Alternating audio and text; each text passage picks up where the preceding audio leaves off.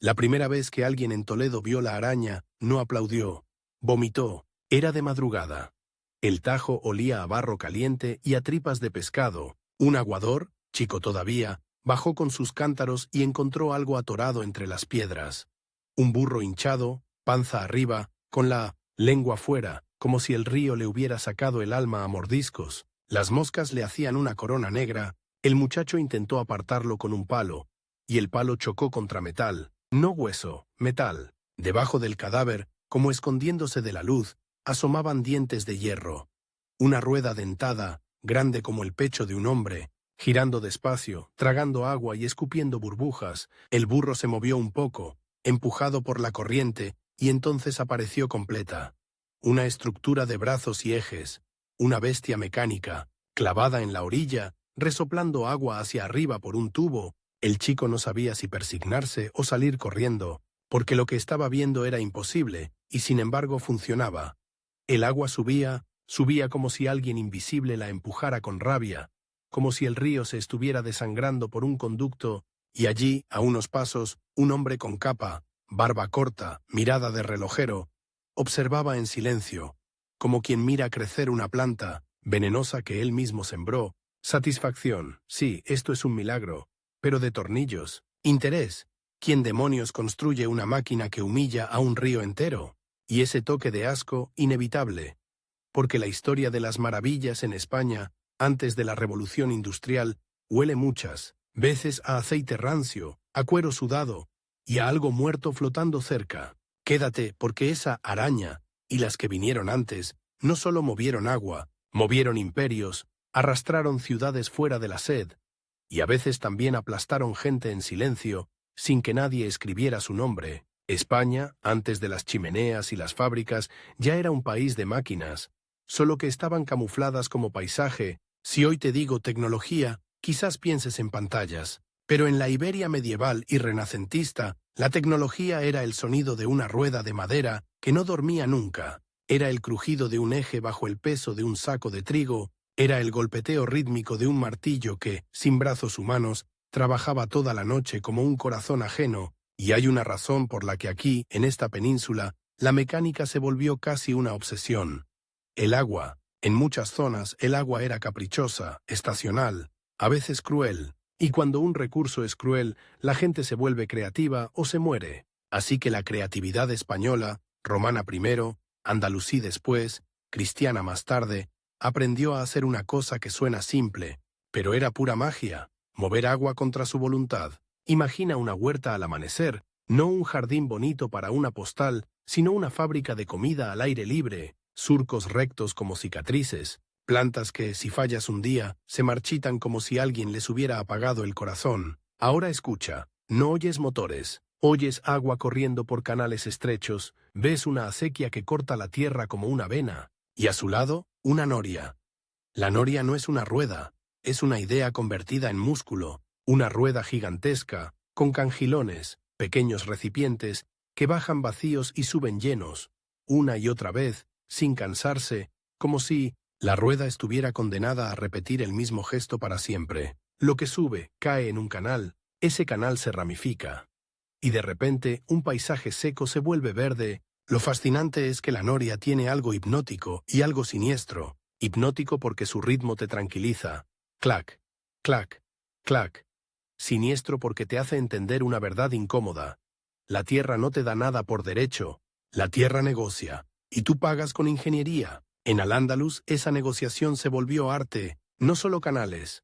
Sistemas completos de reparto de agua, reglas, turnos, compuertas, una especie de reloj hidráulico social. La mecánica no estaba solo en la madera y la piedra, estaba en la organización.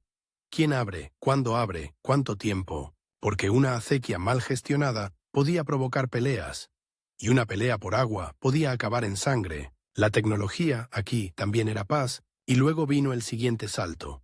No basta con mover agua para regar, también hay que mover fuerza. Ahí entran los molinos. Hoy un molino suena a cuento, pero en su época era una declaración de poder. Donde hay molino, hay pan. Donde hay pan, hay gente. Donde hay gente, hay impuestos. Y el molino tenía un detalle que lo convertía en mecánica pura. transformaba una corriente invisible en trabajo tangible. El agua entra y golpea una rueda, esa rueda gira. Ese giro se transmite por un eje. El eje mueve piedras enormes que se besan con violencia, triturando grano hasta convertirlo en harina. Una cadena de causas y efectos tan limpia que parece un truco de magia bien ensayado, y sin embargo, el molino también tenía su lado oscuro, porque la harina es suave, sí, pero el molino es brutal. Las piedras se calientan, el polvo se mete en la garganta, los dedos se pierden si te acercas demasiado, y hay historias de gente que, por ahorrar un segundo, dejó un brazo donde no debía y el molino se lo cobró sin emoción, como si fuera un dios impersonal con hambre de carne. En algunos lugares el molino no era solo para harina, había molinos de papel, donde trapos viejos se convertían en pulpa, había molinos para aceite, donde la aceituna se aplastaba como un ojo bajo una presión lenta, había ingenios para la caña de azúcar, donde los rodillos te recordaban que la dulzura casi siempre se fabrica con violencia. Y aquí aparece un primer giro interesante. Muchas de las maravillas mecánicas que asociamos a reyes y palacios nacieron por hambre, no por lujo, por supervivencia, porque cuando una ciudad crece, el romanticismo se evapora, una ciudad necesita agua, pan, madera trabajada, metal, armas, barcos, y cada una de esas necesidades es un problema mecánico esperando una solución. Piensa en una ciudad como un animal grande.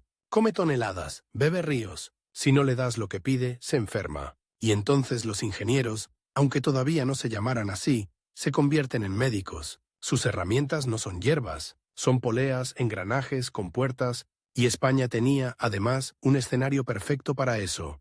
Montañas, ríos rápidos, desniveles, costas, minas. La naturaleza te daba energía, pero solo si sabías atraparla. Aquí la mecánica empezó a mezclarse con otra cosa que la vuelve todavía más irresistible. El secreto, porque el que controla una máquina que otros no entienden, controla a los otros. Imagina a un campesino viendo por primera vez un martinete hidráulico, un gran martillo que sube y baja, una y otra vez, golpeando, metal con un ritmo que parece el de un gigante invisible. No ve al gigante, solo ve la consecuencia, y si ese campesino es religioso, y lo era, su mente hace lo que hace la mente humana cuando no tiene explicación. Inventa es brujería, es cosa del demonio, es un milagro, es una trampa. La misma máquina podía despertar admiración o pánico dependiendo de quién te lo contara, y esa ambigüedad, esa mezcla de maravilla y repulsión, es gasolina para nuestra historia, porque mientras en los campos la gente oía ruedas y martillos, en los centros de poder ocurría otro tipo de mecánica, la de precisión, los relojes. Antes de que el tiempo fuera un número en una pantalla, el tiempo era un animal difícil de domesticar. Un monasterio necesitaba rezar a horas exactas, una ciudad necesitaba organizar mercados, un navegante necesitaba medir, y de pronto aparece el deseo de atrapar el tiempo con metal. Un reloj mecánico no solo da la hora, impone disciplina, te dice, ahora, no cuando tú quieras, ahora. Y eso, en un mundo donde la luz del sol mandaba, era casi una revolución invisible. Pero lo mejor es que, en España, esa obsesión por el ahora se cruzó con otra obsesión. El dónde, la navegación. Aquí no vamos a hablar todavía de barcos como si fueran solo madera. Hablaremos de barcos como máquinas, porque un barco es una estructura diseñada para negociar con fuerzas enormes. Viento, ola, corriente, y cuando España se asomó a océanos más grandes, la mecánica se volvió cuestión de vida o muerte. Antes de llegar a ese punto, sin embargo, volvamos a Toledo. Porque Toledo es una palabra que suena a espada. Y una espada es también una máquina. Forjar acero no era solo calentar y golpear. Era controlar temperaturas, tiempos, enfriamientos, mezclas. Era un baile con el metal. El metal te escucha, hasta que deja de hacerlo, y entonces se rompe. El artesano tenía que ser químico sin llamarse químico, físico sin llamarse físico, y cuando funcionaba, el resultado era casi ofensivo. Una hoja brillante, dura, flexible, capaz de cortar sin perder forma. Pero aquí viene el segundo giro. El acero, por sí solo, no gana guerras. La producción sí. Una espada hecha a mano es arte. 100 espadas hechas con ayuda de martinetes hidráulicos son logística. Y la logística, en los imperios, es la verdadera magia. Ahora imagina la escena. Una ribera, un canal desviado, un taller donde el agua mueve un eje. y ese eje levanta y deja caer un martillo, pesado sobre una barra incandescente.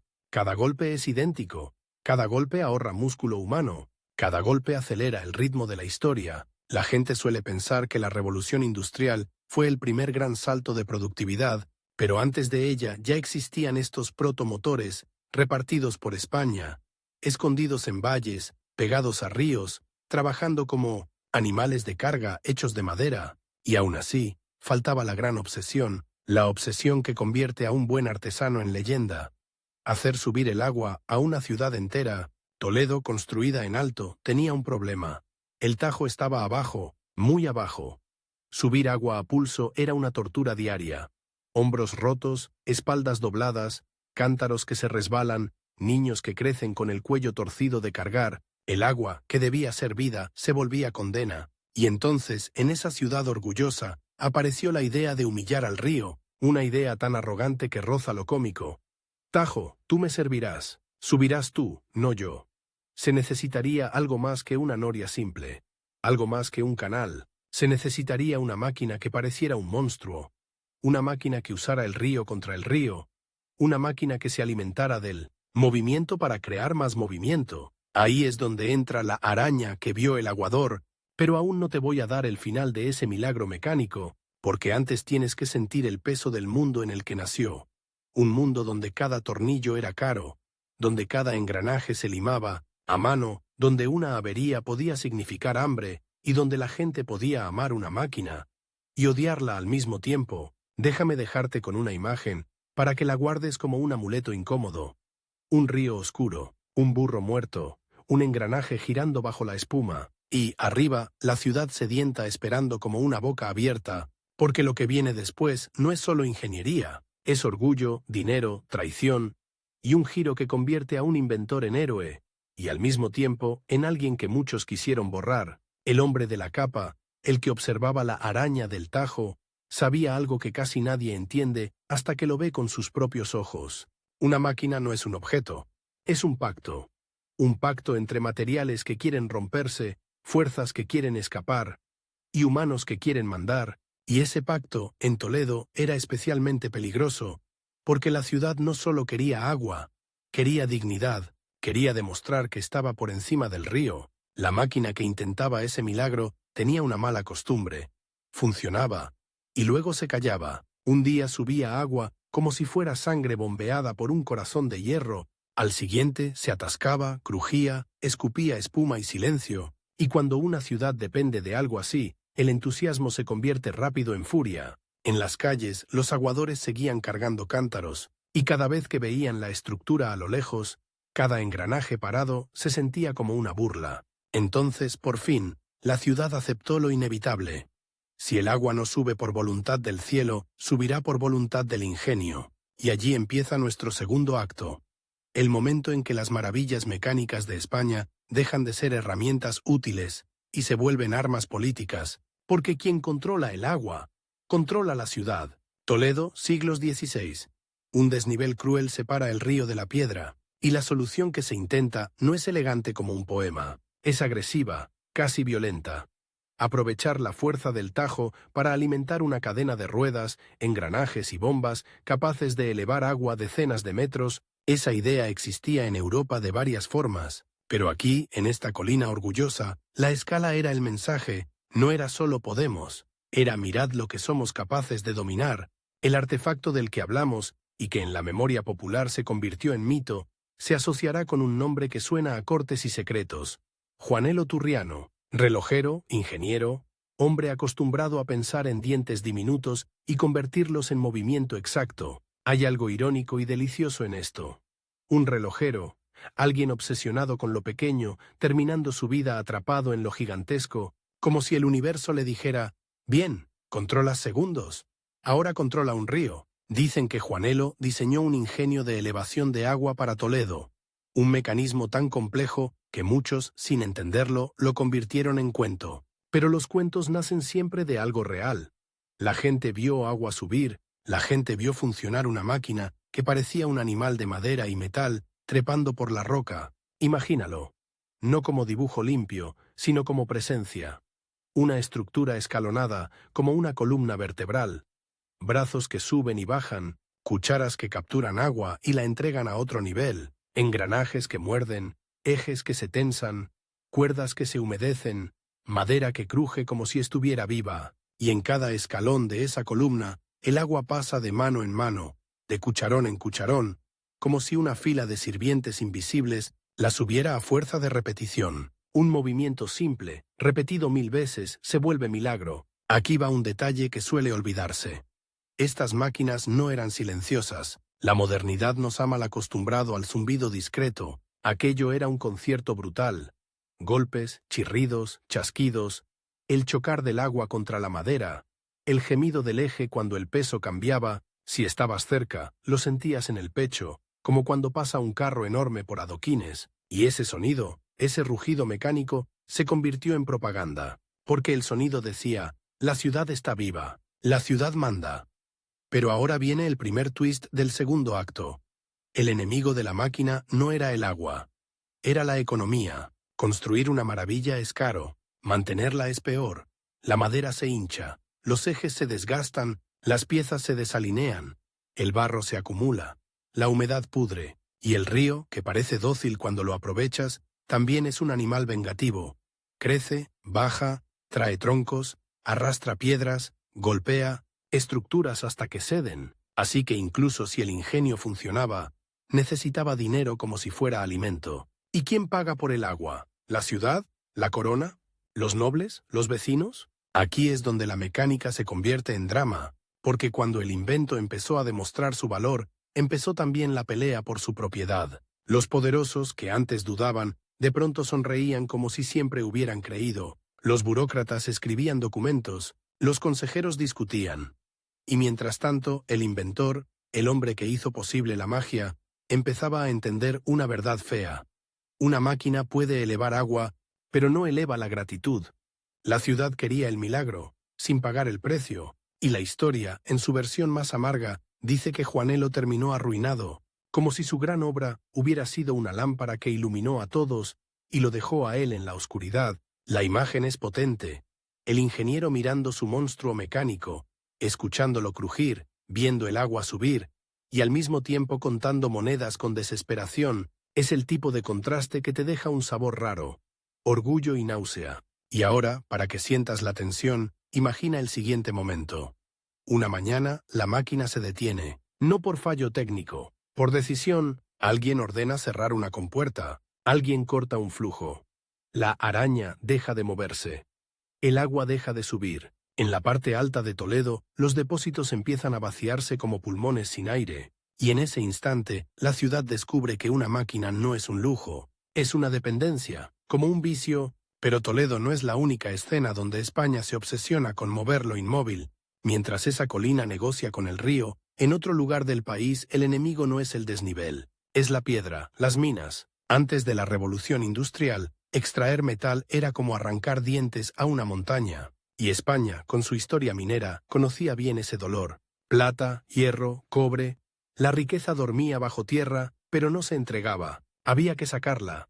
Había que drenar agua que inundaba galerías, había que elevar minerales pesados, había que ventilar aire en túneles donde la respiración se volvía barro, y allí, en ese ambiente sofocante, nace otra familia de maravillas. Las máquinas de bombeo, los malacates, los sistemas de poleas que multiplican fuerza. Visualiza un pozo, oscuro, el borde gastado por cuerdas, una plataforma de madera, y un torno enorme, un cilindro que gira, enrollando cuerda, levantando un cubo que gotea. Eso parece simple, hasta que lo amplías, hasta que necesitas elevar toneladas, no cubos, hasta que el trabajo humano ya no basta. Entonces aparece la idea de domar animales, agua y viento para el trabajo pesado. Una bestia de tiro que camina en círculo puede mover un torno. Es una escena casi triste. El animal girando, girando, girando, como si el mundo fuera una cinta sin salida, y sin embargo esa energía se convierte en su vida, en extracción, en metal. La mecánica, aquí, tiene sabor a sudor y a resignación, y cuando el agua entra como enemigo en la mina, la ironía es brutal. El mismo elemento que da vida a la huerta mata la extracción, así que se inventan drenajes, bombas, canales subterráneos. y lo que no se puede hacer con brazos, se hace con ruedas hidráulicas conectadas, a varillas, transmitiendo movimiento a distancia como si la montaña tuviera nervios artificiales. Esto es importante porque demuestra algo clave. España no estaba esperando a que llegara la revolución para pensar como ingenieros, ya lo hacía. Solo que lo hacía en fragmentos. Cada valle, cada taller, cada mina como un laboratorio, y ese laboratorio tenía un ingrediente especial. Mezcla cultural. Durante siglos, saberes hidráulicos y matemáticos circularon en la península. Nombres, manuscritos, métodos, trucos de taller. El conocimiento se movía con la gente, y la gente se movía por guerras, comercio, expulsiones, rutas. A veces el saber se transmitía como una receta secreta, de maestro a aprendiz, a puerta cerrada, y eso produce un fenómeno fascinante. Máquinas que existen, funcionan, cambian vidas, y aún así están rodeadas de misterio, porque el misterio protege el negocio. Si nadie entiende cómo lo haces, nadie puede copiarlo, y si nadie puede copiarlo, tú mandas. Así que el ingenio, en España, no era solo creatividad, también era estrategia. Ahora, respira, porque el segundo acto necesita un cambio de escenario, algo más luminoso, para que el golpe siguiente duela más. Vámonos al Mediterráneo. Valencia, Murcia, las huertas que parecen alfombras verdes cosidas al borde de un paisaje seco. Allí la mecánica no se presenta como monstruo, sino como coreografía. Las acequias reparten agua con una lógica casi musical. Las compuertas se abren con horarios que son tradición y ley. Hay una sensación de orden, pero esa calma es engañosa, porque debajo de esa armonía hay conflicto. Cuando el agua escasea, la comunidad se tensa como una cuerda, y por eso el control del agua se volvió, otra vez, una cuestión de poder y justicia. El sistema de reparto, el famoso Tribunal de las Aguas, los turnos, las sanciones, es una tecnología social tan importante como la noria misma. Aquí el mecanismo no es solo de madera, es de normas, y eso es un invento igual de brillante. Convertir la justicia en una especie de máquina que evita que el conflicto destruya la agricultura. ¿Y qué pasa cuando esa máquina social falla? Pasa lo que siempre pasa, violencia, y ahí entra otro twist. A veces la invención no es una rueda, sino una institución que impide que la rueda sea motivo de guerra. Ahora, no te estoy diciendo que todo era idílico. Había trampas, robos de agua, sobornos. Había noches en que alguien abría una compuerta un poco más y dejaba al vecino seco. Había peleas por centímetros de canal, y el asco vuelve, no por la máquina, sino por lo humano. Porque la mecánica amplifica. Si hay agua, la reparte. Si falta, reparte la rabia. Y entonces, como si el destino quisiera subir el volumen, aparece la gran obsesión final antes de que termine este acto. El movimiento preciso, relojería, autómatas, artefactos que imitan vida. España, con sus cortes, monasterios y talleres, también participó en ese gusto europeo por lo mecánico como espectáculo. No era solo utilidad, era maravilla. Era demostrar que el mundo, y quizás el cuerpo humano, podía explicarse como un sistema de piezas, autómatas que movían brazos, figuras religiosas con mecanismos internos, ingenios que asombraban a visitantes y nobles. Aquí la tecnología se vuelve teatral, y la teatralidad es peligrosa, porque cuando una máquina parece viva, la gente proyecta en ella miedo o fe. Imagínate entrar en una iglesia y ver una figura que se mueve sola, no porque haya un actor escondido, sino porque dentro hay levas, contrapesos y ruedas. En un mundo donde lo invisible se asociaba con lo espiritual, la mecánica podía confundirse con milagro, y quien controlaba esa ilusión, controlaba emociones. ¿Te das cuenta? Hemos pasado de subir agua a manipular asombro, y justo ahí, en esa frontera entre utilidad y espectáculo, la historia se prepara para un golpe, porque si puedes construir una máquina que eleve agua o que mueva un brazo, también puedes construir una máquina que mate mejor. Y España, en los siglos previos a la Revolución Industrial, no era precisamente un país aislado del conflicto, era un escenario donde la ingeniería militar y naval se volvió imprescindible, pero esa parte, la del mar, las fortificaciones, los astilleros como fábricas vivas, las armas como ingeniería, la reservo para lo que viene, porque el tercer acto necesita una escalada final, del río a la costa, de la madera húmeda al hierro, del ruido de engranajes al rugido del mundo. Y antes de cruzar esa puerta, quiero que te quedes con una última imagen de este segundo acto. Un ingeniero solo, de noche, bajando al río, toca la madera del ingenio. Está fría, mojada, casi viscosa por el limo, mira hacia arriba. La ciudad iluminada a lo lejos, indiferente. La máquina podría darle gloria, o enterrarlo en deudas, y aún así él aprieta un tornillo, ajusta un eje, escucha, porque la verdadera adicción de un inventor no es el dinero, es ver moverse lo que antes estaba quieto. La costa huele distinto, no a barro dulce de río, sino a sal que raspa la garganta y a algas que se pudren al sol, y sobre todo huele a madera mojada, madera que no es bosque, sino destino, porque el mar para España no era paisaje, era una máquina gigantesca que podía darte el mundo, o tragarte sin dejar espuma, y cuando una nación decide vivir del mar, ocurre algo inevitable. Los astilleros se convierten en laboratorios, la navegación deja de ser aventura y se vuelve ingeniería, y ahí, justo ahí, las maravillas mecánicas antes de la revolución industrial pegan un salto brutal.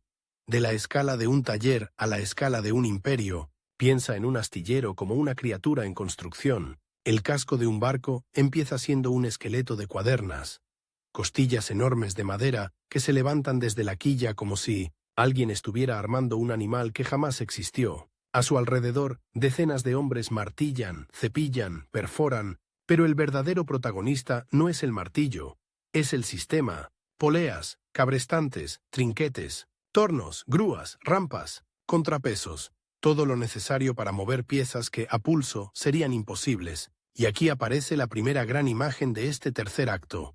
El cabrestante, un cilindro de madera o metal con barras, alrededor del cual se enrolla una cuerda gruesa como un brazo, varios hombres empujan las barras en círculo, el cilindro gira, la cuerda se tensa, y algo gigantesco, un mástil, una carga, un ancla, se eleva con una lentitud solemne. La gracia del cabrestante es que parece humilde, pero es una multiplicación de fuerza, un truco de palancas disfrazado de rutina, y ese truco se repite por todas partes. En puertos, en fortalezas, en barcos, en almacenes, la mecánica se convierte en infraestructura. Ahora, aquí viene el twist. A veces el cabrestante no eleva cosas, eleva cuerpos, porque el mismo mecanismo que sube un mástil puede subir una jaula, y la jaula puede llevar mercancía, o puede llevar prisioneros. En un mundo de guerras marítimas, corsarios y rescates, la línea entre ingeniería y crueldad era delgada. A veces una innovación logística hacía más eficiente el comercio, otras veces hacía más eficiente la captura. Y ese contraste, esa incomodidad, es parte del corazón de nuestra historia. La mecánica es neutral, lo que hacemos con ella no. España, además, tenía un problema técnico que no se arregla con valentía.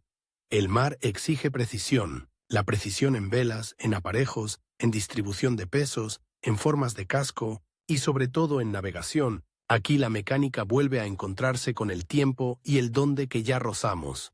Instrumentos. Antes del GPS, el océano es un desierto que se mueve, no hay caminos, solo probabilidades, y así como el agua en Toledo era un enemigo vertical, el mar era un enemigo infinito, así que los talleres, muchas veces ligados a la corona o a centros de saber, se obsesionaron con instrumentos que hoy suenan poéticos, pero entonces eran cuestión de supervivencia. Astrolabios, cuadrantes, ballestillas, compases, ampolletas de arena, tablas, cartas, y por supuesto, relojes, o intentos de medir el tiempo de manera estable en un mundo que se balancea. La ironía es cruel. El reloj mecánico domestica el tiempo en tierra, pero en un barco. El barco hace del tiempo un borracho. Todo vibra, todo se humedece, todo se oxida, todo se inclina. La precisión se convierte en un animal nervioso, y aún así, esa pelea contra el desorden generó innovación, no solo objetos, sino procedimientos, cómo registrar rumbos, cómo corregir, cómo entrenar, cómo estandarizar. Aquí, la máquina es también el método, y mientras tanto, en tierra, otra tecnología mecánica se inflaba como músculo. Las fortificaciones. Si el astillero es un laboratorio, una fortaleza es una ecuación. España, durante siglos, construyó y adaptó defensas frente a artillería, y la artillería, antes de la revolución industrial, ya era una fuerza mecánica de terror. Un cañón no es solo un tubo, es metal colado con precisión, pólvora dosificada, cureñas con ruedas, cuñas, tornillos, sistemas de elevación, mecanismos de disparo. Es una cadena de ingeniería, cuyo final es un impacto que convierte piedra en polvo y carne en silencio. Imagina estar en una muralla, ves el humo del enemigo, oyes el estampido, el aire se comprime, y entonces, medio segundo después, llega la piedra. No la ves venir. Solo sientes el golpe y el mundo se vuelve astillas. Ese es el tipo de maravilla que da asco. Hermosa en su lógica, repulsiva en su efecto, y aquí entra un elemento español muy particular: la obsesión por la calidad y el control en la producción de metal y pólvora, porque si un cañón revienta, no mata al enemigo, mata a los tuyos. Si la pólvora es mala, el disparo es débil. Si la cureña falla, el retroceso te destroza. Así que aparecen talleres, fundiciones, sistemas de inspección, aparatos de medición, plantillas, moldes. No suena sexy, hasta que entiendes que, en la práctica, es la industrialización antes de la industrialización. Repetir con consistencia, y eso nos trae a un lugar inesperado: el papel. Sí, el papel. Porque para coordinar imperios, flotas, minas, fortalezas y talleres, necesitas burocracia, y la burocracia necesita escritura, y la escritura necesita papel, y el papel, en gran medida, se fabricaba con molinos, otra vez molinos.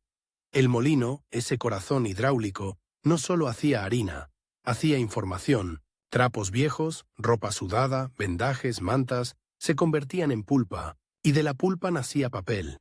Y sobre ese papel se trazaban rutas, órdenes, impuestos, planos, contratos. Aquí viene otro twist delicioso y un poco asqueroso.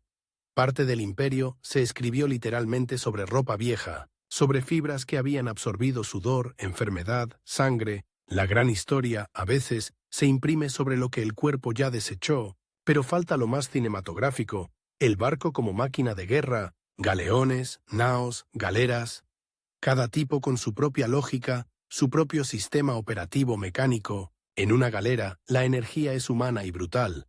Filas de remeros, músculos convertidos en motor, el remo es palanca, repetición, condena, una máquina de carne.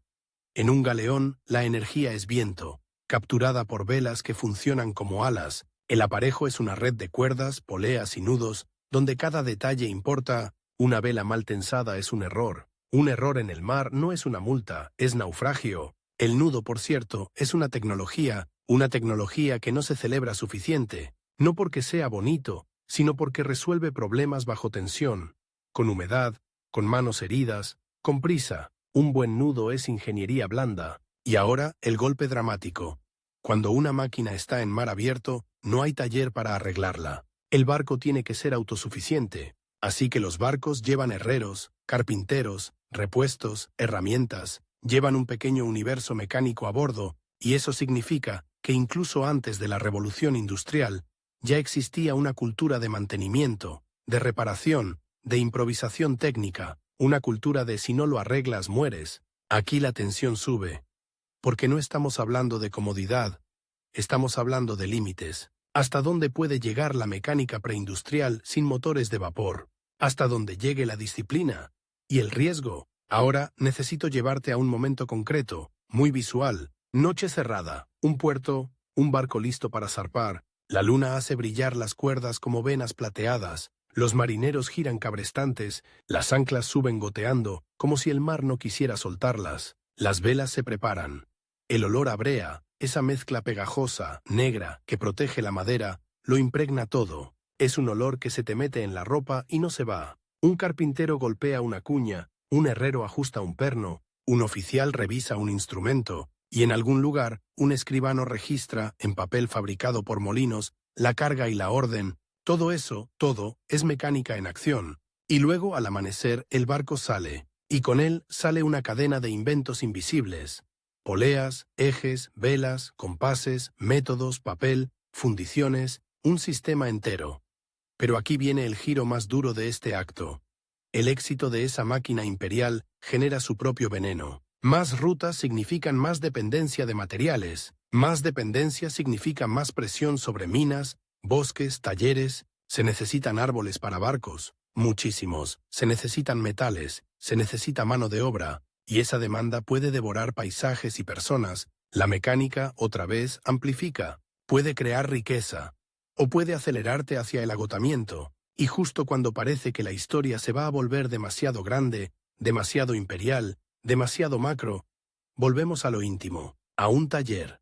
Porque en el corazón de todo esto hay siempre alguien limando metal con una paciencia casi enferma, alguien midiendo con el ojo, ajustando con el tacto, alguien que no está pensando en imperios, sino en que el engranaje no se trabe. Los grandes sistemas nacen de obsesiones pequeñas, y España estaba llena de esas obsesiones.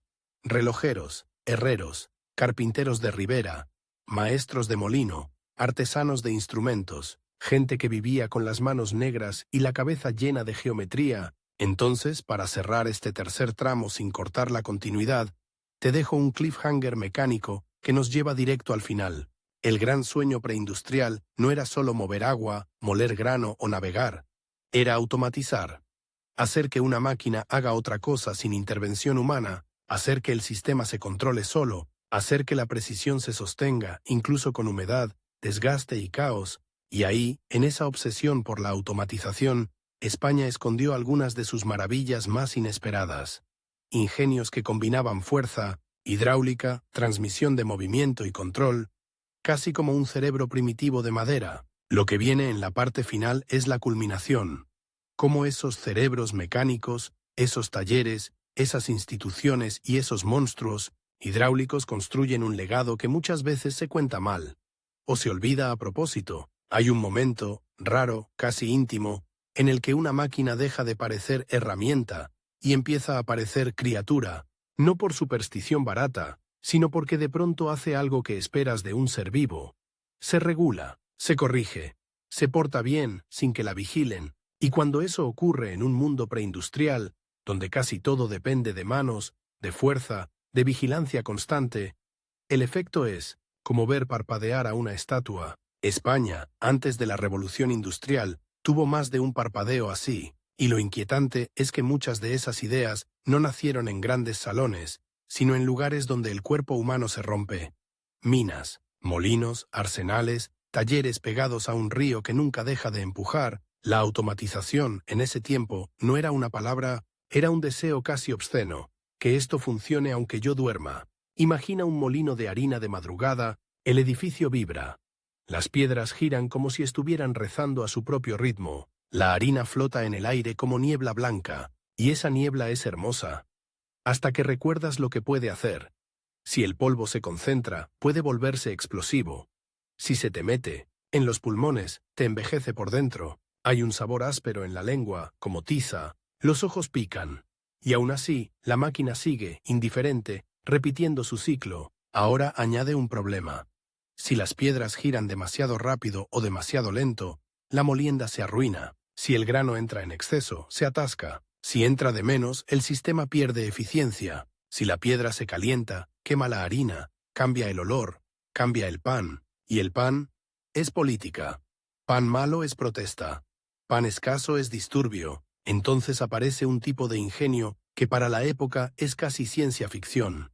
Mecanismos que dosifican el grano, que regulan el flujo, que mantienen una estabilidad aceptable sin que un hombre esté pegado al saco todo el tiempo. No es un robot como los de hoy, es algo más primitivo y más elegante.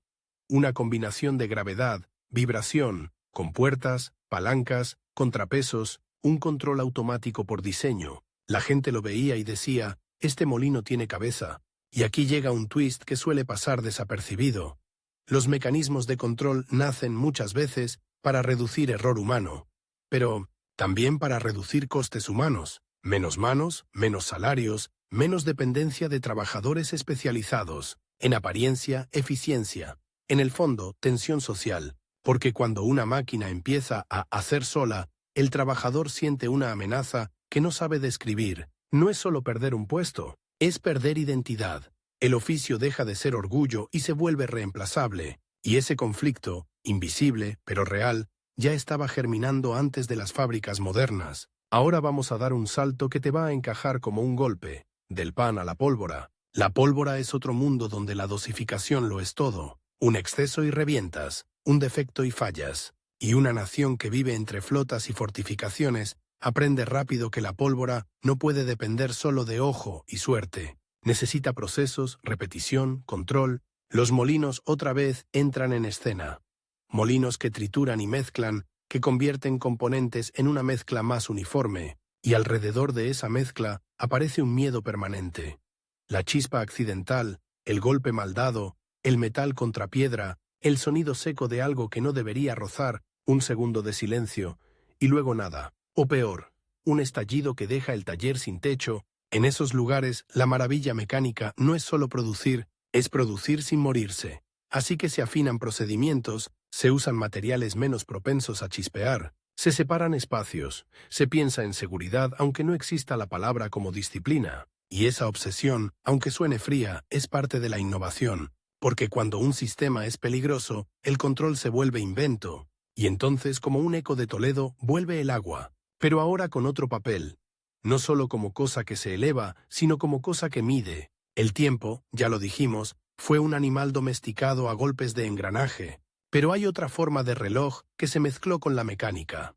El agua que cae, el flujo constante, el recipiente que se llena o se vacía, es una idea antigua, sí, pero en manos de artesanos y técnicos se combina con piezas mecánicas, con flotadores que accionan palancas, con válvulas que abren o cierran. Esto crea un tipo de automatismo precioso, un sistema que responde a un nivel, a una presión, a un peso. Flotador sube, compuerta se cierra, flotador baja, compuerta se abre. Parece simple, es un cerebro de madera. Ahora dime si no es cinematográfico. Un depósito alto, en penumbra, agua cayendo con un sonido fino, constante, un flotador moviéndose lentamente como si respirara, y una compuerta que se abre sola, sin mano humana, como si obedeciera a una orden invisible. Ese tipo de soluciones se aplicaba donde hacía falta estabilidad, en canales, en cisternas, en sistemas de riego, en instalaciones, donde el exceso de agua era tan dañino como la falta.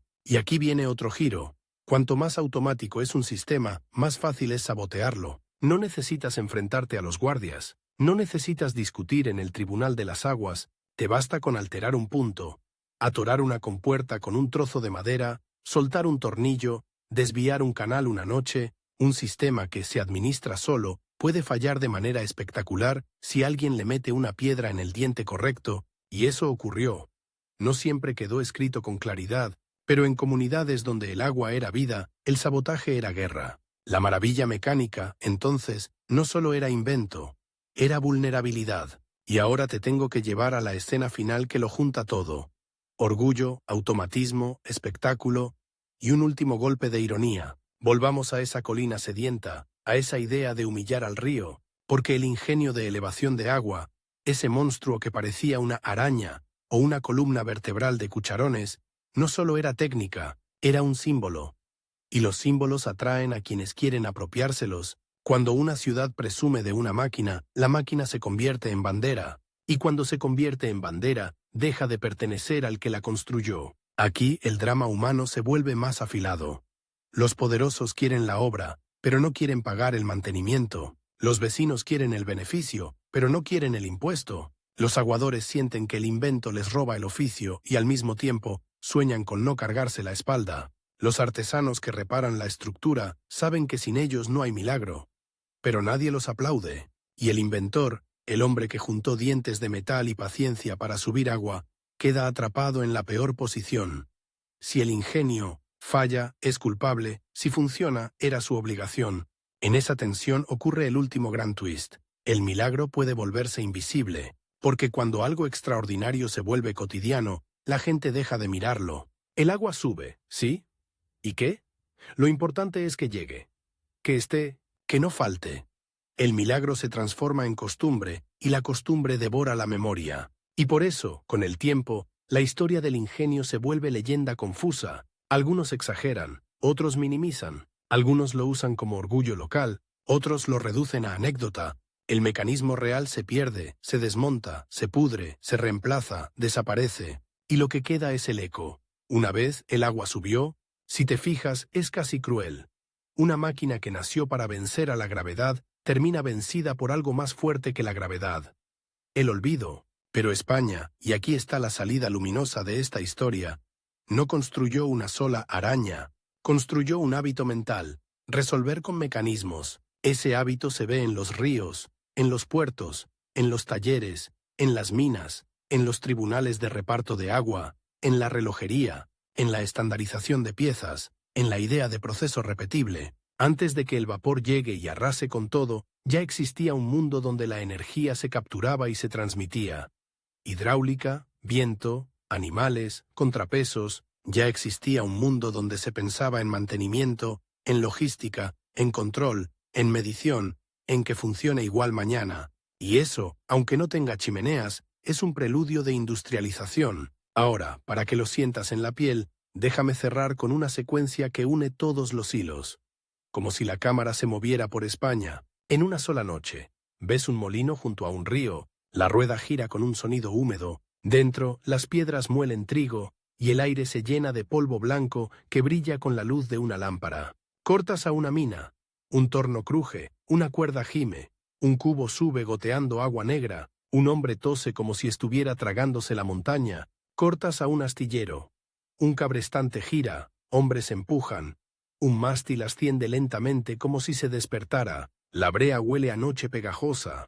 Cortas a una fortaleza, una cureña rueda, un cañón se eleva con cuñas, la mecha chisporrotea, y un estampido convierte el aire en golpe, y vuelves a la colina, el río abajo, la ciudad arriba, entre ambos una estructura de madera y metal, cruje, se ajusta, traga agua y la entrega a un nivel superior, una y otra vez, como si insistiera, como si tuviera voluntad, y ahí, de golpe, entiendes el verdadero corazón de todo esto. La revolución industrial no inventó la ambición de dominar fuerzas, solo le dio motores nuevos, pero la ambición ya estaba, y en España esa ambición tuvo forma de ruedas, ejes, poleas, con puertas y dientes de hierro que mordían el tiempo y el agua. Ahora el último golpe, el más humano, el que deja sabor extraño. Cuando el invento funciona, el héroe se vuelve prescindible. Cuando el invento falla, el héroe se vuelve culpable. Así que muchas de estas historias terminan igual. La máquina queda como mito, y el inventor como sombra, y sin embargo, cada vez que oyes agua corriendo por una acequia antigua, cada vez que ves una noria girar en silencio de museo o de paisaje, cada vez que imaginas un cabrestante elevando un mástil bajo la luna, estás oyendo, debajo de todo, la misma frase mecánica, repetida desde siglos antes del vapor. Si la naturaleza no me lo da, lo construyo.